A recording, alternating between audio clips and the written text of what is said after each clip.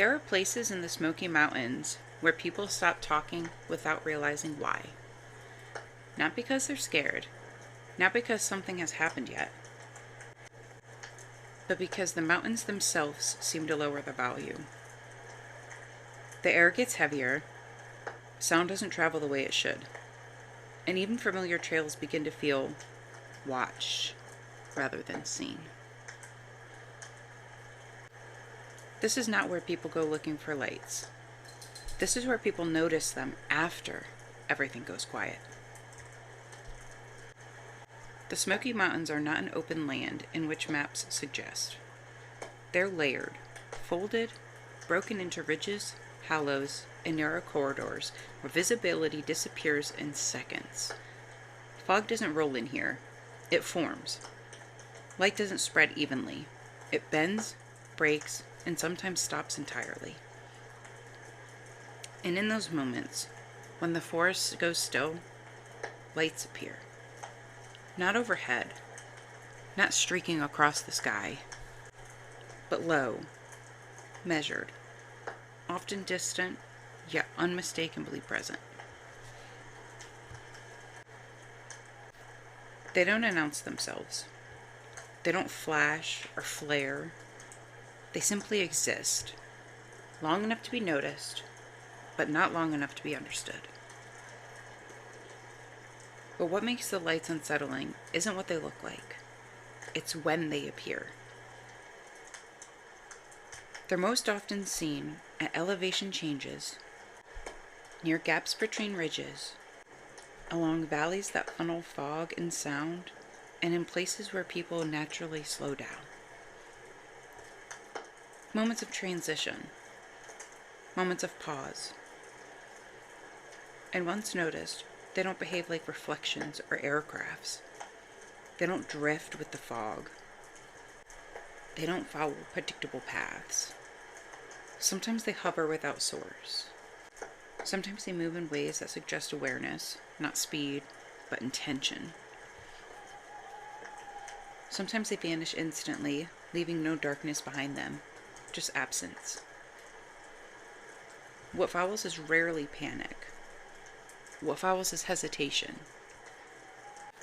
People stop walking. Animals stop moving. Sound does not return right away. And when the moment passes, what lingers isn't excitement. It's discomfort. A sense that something occurred without permission. This episode is not about proving what the lights are. It's about understanding why they feel wrong.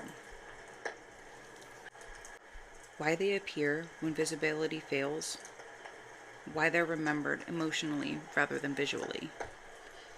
Why they leave people quiet instead of curious. There are no first-hand accounts here. No dramatic retellings. No single story to lean on. Instead, this episode follows patterns, where the lights appear, how they behave, what happens to the environment when they do, and why explanations never fully settle the unease they leave behind. Because in the Smoky Mountains, the most unsettling thing about the lights isn't that they're unexplained. It's that the mountains seem to expect them.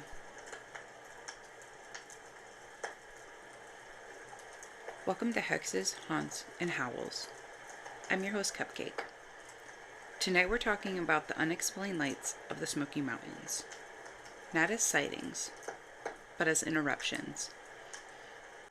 And once you notice how often they interrupt the silence, you start to understand why places here are avoided, even when nothing bad has ever happened there at all.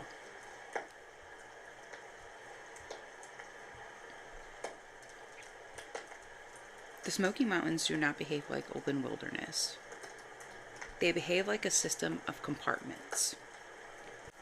Ridges don't simply rise, they block. Valleys don't simply descend, they trap. And light, once it enters this terrain, rarely exits the way it arrived. To understand why unexplained lights appear here, you have to stop thinking in the term of sky and ground, and start thinking in the terms of channels. The Smokies are built from long, overlapping ridges that run parallel to one another, like ribs. From a distance, they look gentle, but from within them, they erase depth perception. Light crossing a ridge doesn't travel straight. It crests, fractures, and reappears lower than expected. This is why many lights are noticed between ridges, not above them. From certain angles, a stationary light appears to rise, a moving light appears to stall, or a distant light feels closer than it is. Ridges also limit sound. A place where sound drops suddenly is a place where people stop moving. And where people stop moving, they look longer. That pause matters. The valleys of the Smoky Mountains are not wide. They're narrow, twisting, and layered with moisture. Fog here doesn't behave like weather. It behaves like terrain. It pools, it clings, it refracts. Light entering these valleys doesn't scatter evenly. It condenses. This creates the illusion of hovering lights, lights with softened edges, and lights that appear stable even when the source is not. What makes this unsettling is timing. These effects are strongest at dusk, just after full darkness, and during shifts in temperatures, which means people encounter them when visibility is already compromised and trust is already low. The Smokies are deceptive in a scale. A light that appears 100 yards away may actually be a mile off or far closer than expected. Steep elevation changes compressed distance. This is why people consistently misjudge how fast a light is moving, how large it is, and whether it's approaching or retreating. A light descending a slope can look like it's advancing. A light moving laterally can appear to track a person's movements. Not because it is, but because the terrain shifts perspective as the observer moves. And that creates the feeling of attention. The most important locations are not peaks or deep woods. They're in-between spaces. Places where the trails may intersect, ridges flatten briefly, valleys open and then close again, or roads curving along old paths. These are all places where people naturally slow down. They check footing, they adjust breath, they hesitate. That hesitation creates awareness. Lights appearing in these zones aren't competing with motion or noise. They're entering a moment of stillness, which is why they're noticed at all.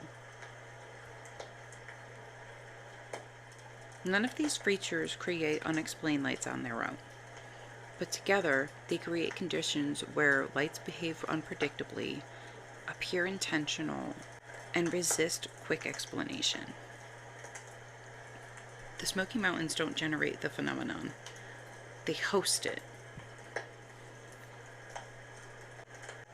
And once you understand how the land shapes perception, the question shifts. It's no longer, what are the lights? It becomes, why do they appear so consistently in the same kind of places?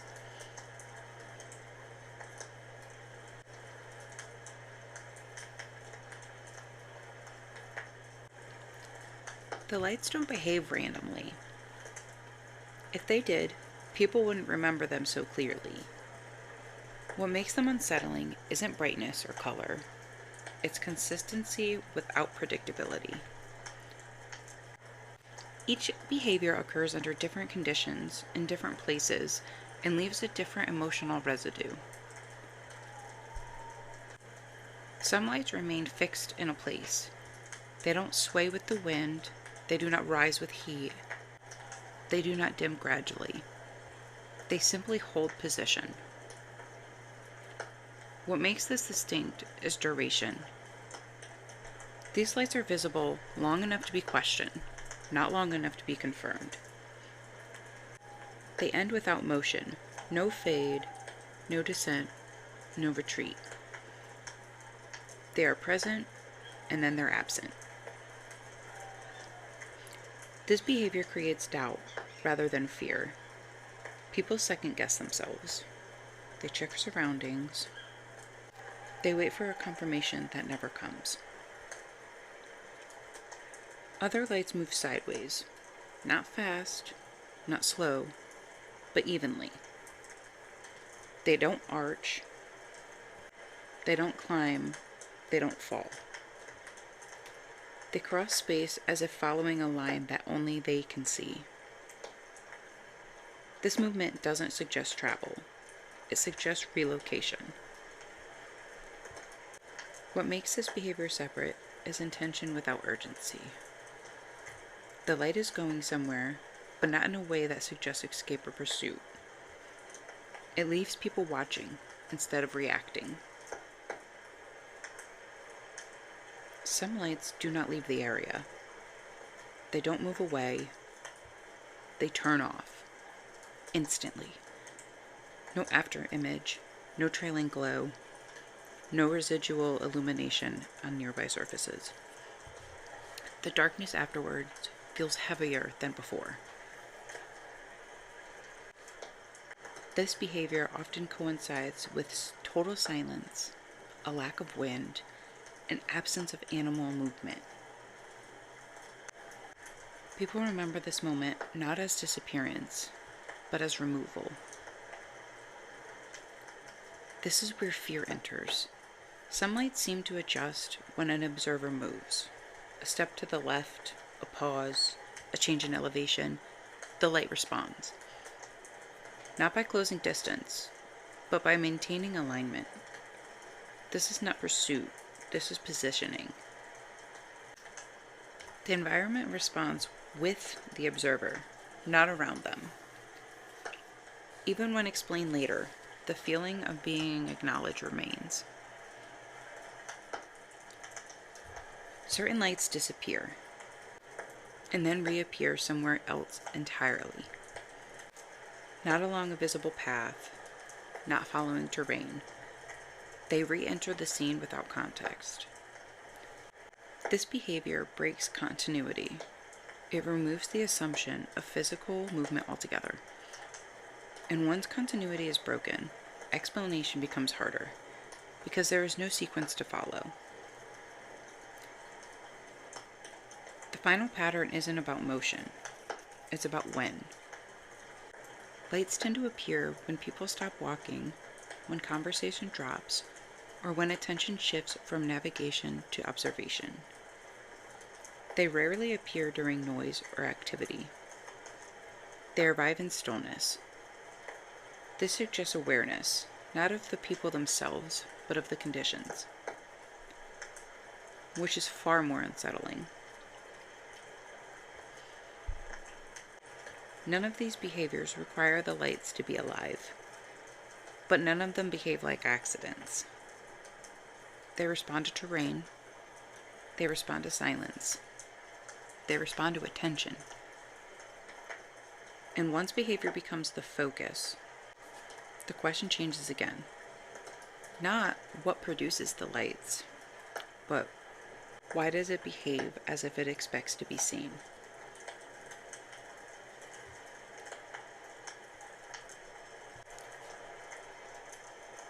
Silence in the Smoky Mountains does not arrive all at once. It withdraws in layers. The first thing to go is distance. Sound stops traveling as far as it should. Then detail disappears. The insects thin out, wind drops, leaves stop responding. What remains is not quiet, but containment. This is the moment most people notice something is wrong, before they notice any lights at all. In the mountains, sound is information. You don't need constant noise. You need continuity. When that continuity breaks, the body reacts first. Breathing changes, steps shorten, movement becomes careful. This silence isn't peaceful. It's directional, as if sound is being prevented from spreading outward. And once sound is contained, attention turns inward. That is when the lights become visible, not because they appear then, but because awareness has narrowed enough to register them. Fear in these moments doesn't present as panic. It presents as stillness. People don't run. People don't shout. They don't reach for cameras. They stop. This freeze response is involuntary. It often occurs when the brain cannot categorize a stimulus quickly enough. The lights don't trigger a known threat response. They trigger uncertainty. And uncertainty suspends action. Time stretches, moments feel longer than they are. This is why descriptions afterwards focus on feeling rather than detail. When silence deepens, it's often accompanied by environmental withdrawal. Animals don't flee. They disengage. Birds don't scatter. Insects don't rise. The forest feels less empty and more withheld. This absence isn't dramatic. It's subtle enough to be unsettling without providing a clear cause. And because there is no clear trigger, the fear has nowhere to go. It doesn't resolve. It lingers. What follows these encounters isn't excitement. It's avoidance. People take different routes. They shorten trips.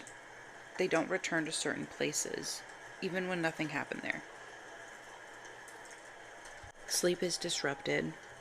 Dreams repeat the stillness, not the image. The memory doesn't replay visually. It replays as a state. Silence, suspension, awareness without resolution. That is why these lights stay with people. Not because they were seen, but because everything else left first. Silence is often treated as background. Here, it's part of the event. The lights don't arrive alone. They arrive after the forest steps back. And once silence becomes part of the pattern, explanations start to feel incomplete.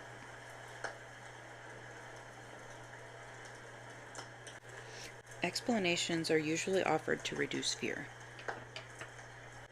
But with the lights, explanations often do the opposite. They account for part of the experience and leave the rest untouched. Atmospheric conditions can produce light. Temperature inversions, moisture layers, refractions near uneven terrain. In the Smoky Mountains, these conditions are common. They explain softened edges, distorted distance, light appearing to hover. They also explain why the lights appear during specific times of the day and weather shifts. What they don't explain is selectivity. Atmospheric effects do not respond to movement, appear after silence deepens, or extinguish instantly without diffusion. They shape light. They do not time it. Human activity creates light in the mountains. Vehicles on distant roads, equipment on the ridges, structures miles away. Elevation compresses distance, making far-off sources appear closer. This explains steady brightness, consistent color, and repeated sightings in the same regions. What it does not explain is placement. Human lights follow infrastructure. The unexplained lights often appear away from roads, between sightlines, and in locations without access. They do not behave like travel. They behave like a presence. Geological stress can emit light.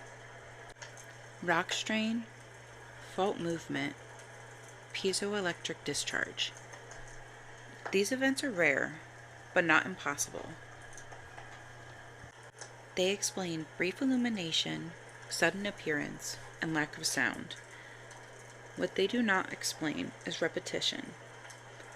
Geological stress events do not reoccur predictably in the same places. They are chaotic. The lights are not. Human perception fills gaps. The brain simplifies what it cannot fully process. Low light, uneven terrain, and fatigue can distort interpretation. This explains misjudged distance, exaggerated motion, and emotional intensity. What it does not explain is shared structure. Even without shared stories, the patterns remain similar. Perception distorts. It doesn't standardize. Each of these explanations touch part of the phenomenon. None of them touch all of it. They explain how light might appear, not why it behaves the way it does. In that gap is where discomfort settles. Not in mystery itself, but the realization that understanding pieces of something does not mean understanding the whole.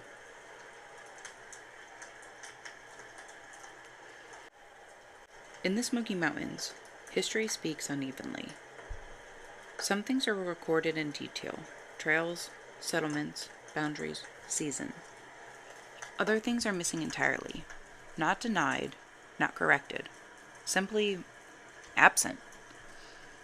An absence repeated often enough becomes a pattern of its own. Early records from this region are practical. They describe land use, movement, resources. When something disrupted daily life, it was usually noted. What's striking isn't what's described, it's what isn't. Certain locations are passed over without explanation. Routes been around areas without justification. Travel notes shorten where detail would normally increase. These gaps aren't dramatic. They're quiet. And quiet, repeated, becomes intentional. Some areas in the mountains were not named, or were named only descriptively, not personally. Names like that indicate function, not memory. Places that people would move through but didn't linger in. Avoidance doesn't require belief. It requires experience that doesn't translate well into instruction. You don't need to explain why a place is unsettling. You just stop going there. Over time, that behavior leaves a trace in absence. When warnings appear in historical content, they are indirect. They don't describe what will happen. They describe when not to be somewhere. After dark, during certain conditions, at moments of transition. The warnings aren't about an event. It's about exposure. And exposure implies something already understood. Silence remains because it works. Detailed descriptions invite argument. Silence preserves caution. If a phenomenon doesn't injure, doesn't destroy, and doesn't repeat on command, it doesn't demand documentation. It demands distance. That may be why the lights persist without record. They interrupt, but they don't announce. In history, like people, tends to step back when something resists explanation. The absence of records doesn't weaken the phenomenon. It strengthens it. Because silence is not confusion, it's a choice.